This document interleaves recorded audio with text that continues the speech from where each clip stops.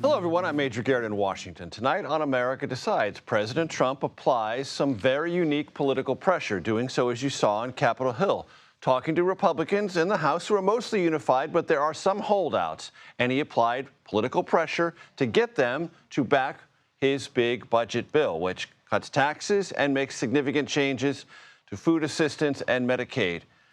We'll find out how successful the president was. Moving on, well, listen. I think anybody that didn't support it as a Republican, I would consider to be a fool. It's a great bill. I would consider a fool. That's called putting political pressure out there. That bill has $25 billion for a so-called project called the Golden Dome. The president and the defense secretary, Pete Hegseth, in the Oval Office, announced this missile defense system will go ahead. $25 billion, well, that is just the tip of a large budgetary iceberg. Cost estimated for the Golden Dome in the hundreds of billions of dollars. This is important, and it may be a Rubicon crossed. A congresswoman facing federal charges. This is the moment the Justice Department asserts New Jersey Democrat LaMonica McIver assaulted, that's their words, assaulted a federal agent after a scuffle outside an Immigration, Customs, and Enforcement detention facility. Look at the charges that the Congresswoman strongly disputes. I want to start tonight with Nikole Killion on Capitol Hill and Nancy Cordes at the White House. Nikole, you asked President Trump two really good questions. I want to get to that in a second, but Nancy, I want to start with some news we just have received from an unnamed Biden spokesperson about the recent prostate cancer diagnosis of former President Biden. This spokesperson telling CBS News that the last prostate-specific antigen test that Joe Biden had occurred in 2014, and this unnamed spokesperson said before Friday, when he was diagnosed, former President Biden had never previously been diagnosed with any form of prostate cancer. Those sound like pretty interesting disclosures to me.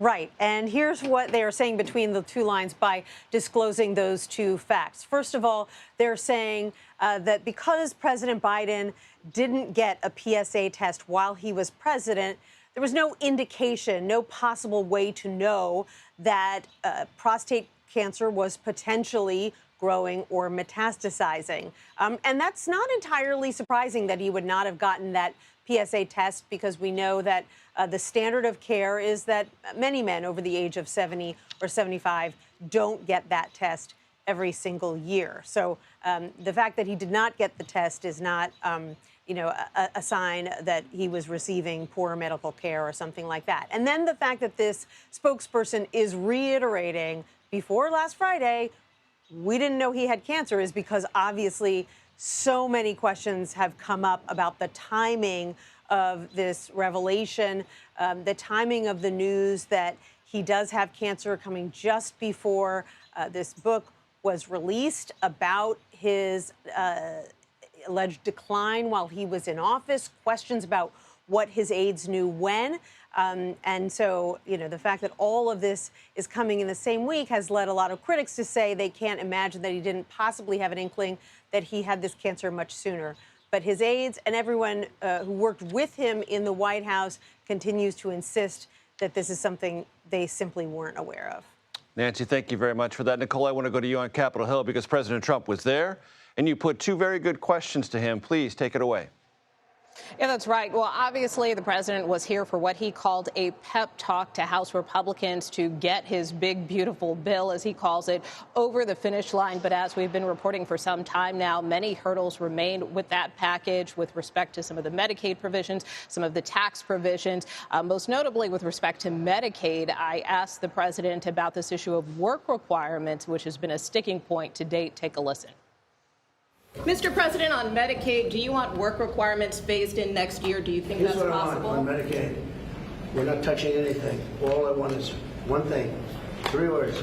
We don't want any waste, fraud, or abuse. Very simple. Waste, fraud, abuse. Other than that, we're leaving it. Now, as the bill currently stands, those work requirements would be phased in 2029, but some conservative Republicans have been pushing to phase in that requirement earlier, perhaps as soon as next year. In fact, one conservative lawmaker, Ralph Norman, told me he does think it's possible for states to get up to speed with that, but they also argue that they could recoup more savings by moving that work requirement deadline up. I also asked the president about SNAP, otherwise known as food stamps, food nutritional assistance. Those benefits also potentially at risk after coming out of the House Agriculture last week. That committee cutting roughly $300 billion from the program, shifting more burden onto the states. I asked the president his take on that. Take a listen. You campaigned on lowering the price of groceries. How do you justify cutting food assistance in this bill? And let me just tell you, the cut is going to give everybody much more food because prices are coming way down. So again, a lot of people out there rely on these food stamps to buy their groceries, but the president, they're arguing that with this tax package that he believes prices will come down. So he doesn't seem particularly concerned about people being impacted. But again, keep in mind that this is a very wide-ranging package. It doesn't just include these cuts. This also includes an extension of his tax cuts, which he continues to argue will benefit people by helping them with their bottom line. It includes funding priorities like the border, defense, energy. So the president kind of lending his support to this package, hoping that House Republicans can pass it before the end of the week. Nancy, back to you on the North Lawn of the White House. Kind of a high-stakes maneuver for the president because this bill is supposed to be voted on by the end of this week. If that doesn't happen, it will be looked on, at least for the moment, as a perceived setback for the president and this big agenda item. Right, and he's had a lot of success in the past few months at twisting arms on Capitol Hill, getting Republicans to change their votes, fall in line, do what he wants them to do. And, you get the sense that it irks him that there are still holdouts on this bill. And the big challenge for him, Major, is that you have holdouts from across the Republican spectrum. You've got moderates who are holding out over state and local tax deductions that they want to see raised. You've got conservatives holding out because they think that this bill doesn't cut enough. And, he's trying to convince these various factions to sort of give up the fight and stick with him.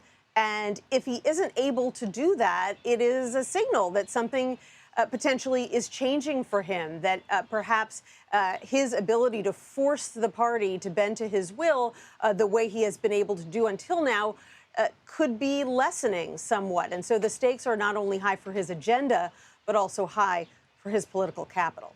And Nancy, as you well know, the president said on some of these issues, we can take care of them later. Lawmakers know all too well you can't take care of them later if you don't take care of them now. Nikole, Killion on Capitol Hill, Nancy Cordes, North Lawn of the White House. Thank you so much.